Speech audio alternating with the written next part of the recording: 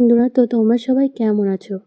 পুজোর সময় ঈশ্বরের উপস্থিতি আছে কি না তা তোমরা বুঝতে পারবে 8টি লক্ষণের মাধ্যমে। বহু মানুষ ঈশ্বরের কাছে নিজের প্রার্থনা পূরণের জন্য পূজা নিবেদন করে থাকেন। পূর্ণ ভক্তি সহকারে সব পূজা করলে ঈশ্বর তাদের আশীর্বাদ করেন। সেই আশীর্বাদের ফলস্বরূপ সর্বদা জীবনে সুখ, সমৃদ্ধি আর শান্তি বজায় থাকে। অনেক সময় পূজা করার সময় আমরা কিছু লক্ষণ পাই। তার মধ্যে 8টি লক্ষণ আমি তোমাদের সাথে বলবো।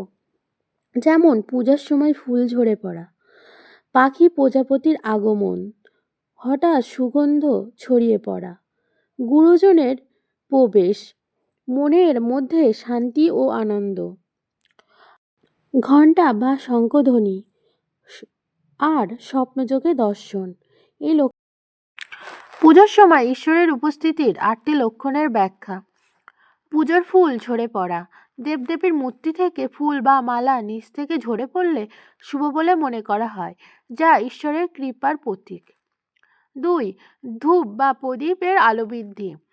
পুজোর সময় ধূপ বা প্রদীপের স্বাভাবিকের চেয়ে বেশি জ্বলে ওঠা বা শিখার উজ্জ্বলতা বৃদ্ধি পাওয়া ঈশ্বরের উপস্থিতি বোঝায়। 3. পাখি বা প্রজাপতির আগমন।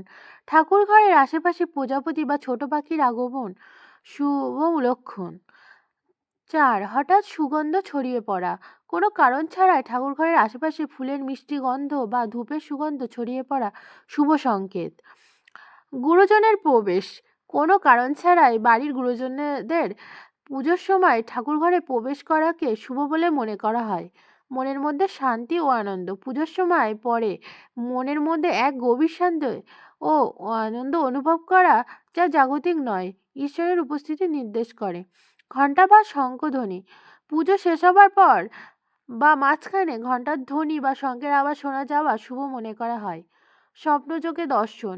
পুজোর পর বা আগে দেবদেবীর স্পষ্ট স্বপ্ন দেখা বা শুভ স্বপ্ন দেখা ঈশ্বরের কৃপা পাওয়ার লক্ষণ। এই লক্ষণগুলো দেখলে মনে করা হয় যে আপনার বাড়িতে ইষ্টদেবতা উপস্থিত। তিনি আপনার আরাধনায় সন্তুষ্ট হয়ে আপনাকে আশীর্বাদ করছেন। আমার ভিডিওটি যদি আপনাদের ভালো লেগে থাকে তাহলে চ্যানেলটি সাবস্ক্রাইব করে আমার পাশে থাকতে পারেন। ধন্যবাদ বন্ধুরা।